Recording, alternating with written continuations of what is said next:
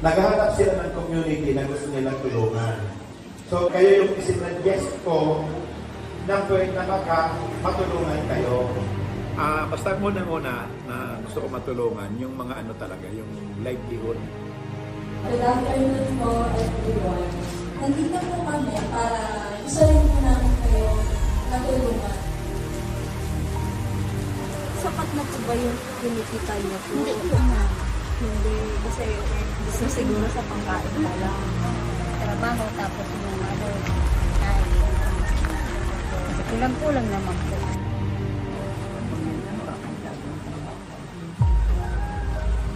Minsan daw walang trabaho. Kaya siyang trabaho. Ang karamihan sa mga babae, walang trabaho. Tapos, umaasa lang sila sa trabaho ng asawa nila.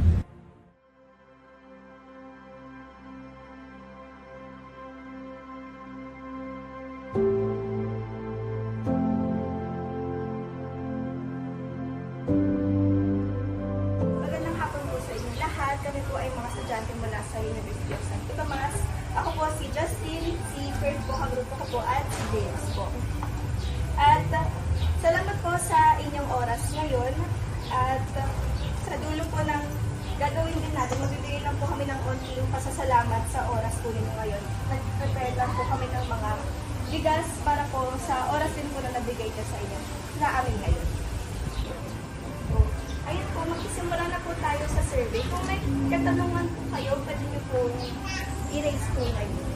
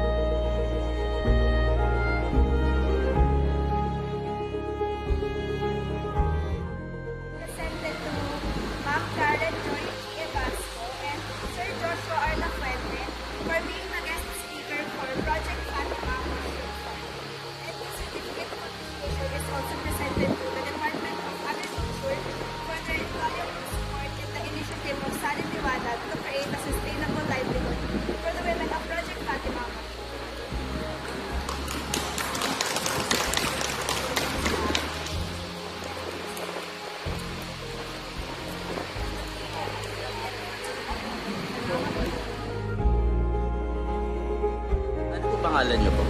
Lini po tayo. Gina Crescenza po. Sa tingin niyo po ba, ano po ang effect ng mushroom farming po sa inyo? Ay maganda po sir. Maganda po yung magiging effect sa amin. Makatulong po ba ito sa pang-araw-araw niyo po? Kung mareman po, siyempre po, magkatabang po sa mga tao. Opo, makakatulong po.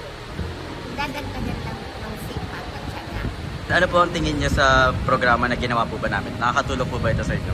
Opo, kung katabang po yan sa mga tao, pag lago po ang masipag, Malaking tulong po sa amin. At pati sa sisikapin ko po mapaganda. Memorandum of Agreement. This agreement is made until May 5, 2025 and by and between Saling Liwanag Foundation po and kayo pong kabuhayang kababaihan sa Fatih KKM and represented by Ms. Lini Bangkar.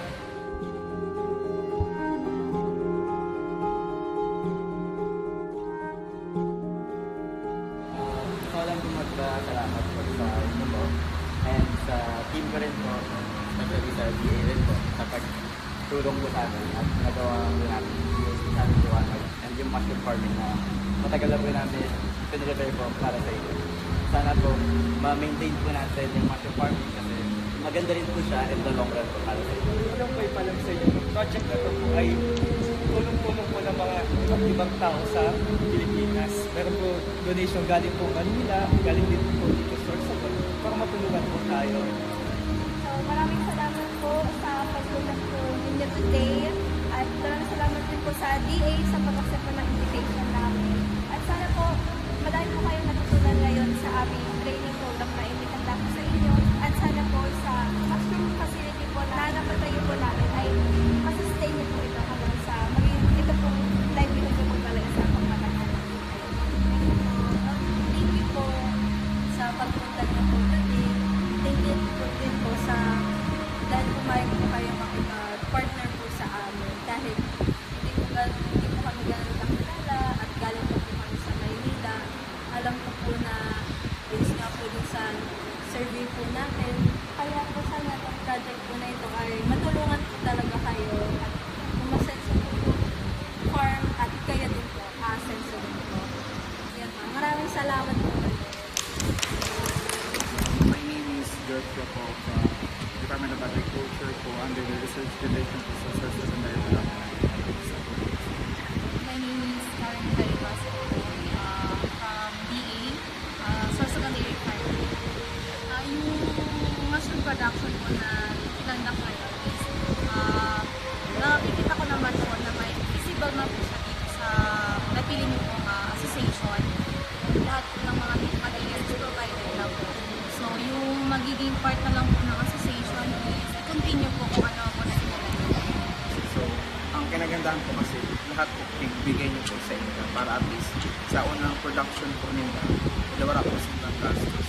So, ang magiging counterpart na lang po ang pipili niyo po association is the sustainability plan na may bibigay po sa inyo na ma-assure na magiging maayos po ang take-over na hindi po masasayang po sa technology na take-over at same time yung kabuhayan po na mas makatulong po sa kanila.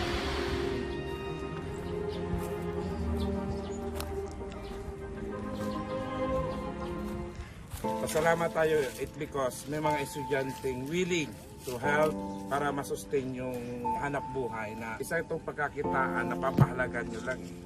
Wala kayong binitiwan na pera, wala kayong binitiwan kahit isang sentimo. Ang ibig sabihin, itong ibinigay sa inyo, ito yung papahalagan nyo na maging tatak sa inyo na isang mga estudyante na naglikom o nanghanap ng mga sponsor, nagpatulong para ibigay sa inyo yung tulong na to. And sa grupo nyo, sana hindi lang to ngayon, panghabang buhay nyo to na dadalhin at papakinabangan bilang isang pagkakitaan na magiging tatak sa inyo.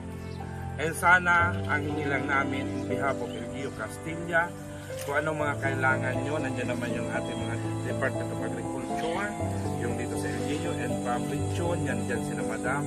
Kung ano yung hindi nyo pa masyado gusto nyo malaman, magtanong lang kayo kasi hindi naman tayo pababayaan ng ating mga Department of Agriculture.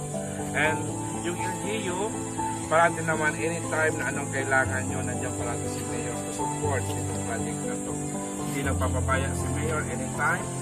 And yung mga taga sa inyo, sa village, ito na yung pagkakataon na mayroong kayo na pagkakitaan na ibinigay sa inyo. Sa pagiging estudyante, magiging proud tayo kasi estudyante lang sila, walang sapat na income. Pero bakit nakapagawa ng isang ganitong pagkakitaan na ibibigay nila sa inyo? Kaya sana, Ate Lini, ikaw yung presidente, pahalagan nyo to, baka sa susunod wala na to. Ito'y alaala sa inyo, gagraduate yan, magtatrabaho na yan ng mga estudyante na yan, pero magiging tatak sa inyo. At pag gusto ko, pagbalik nila dito, time will come, babalik sila, titingnan na dapat nagruto. Mas lalong nadagdagan, nag-improve, kasi simula to eh. Pag nag-group kayo, dadamit to. And yung LGU hindi magpapabaya sa inyo.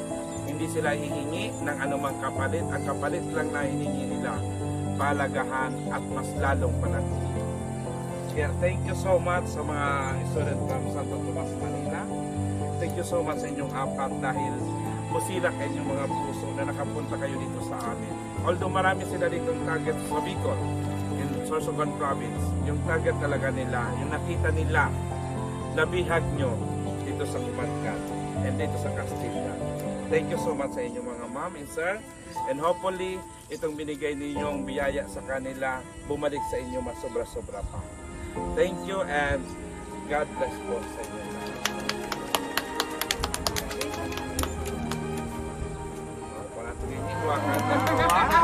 Si Ate Nikwana!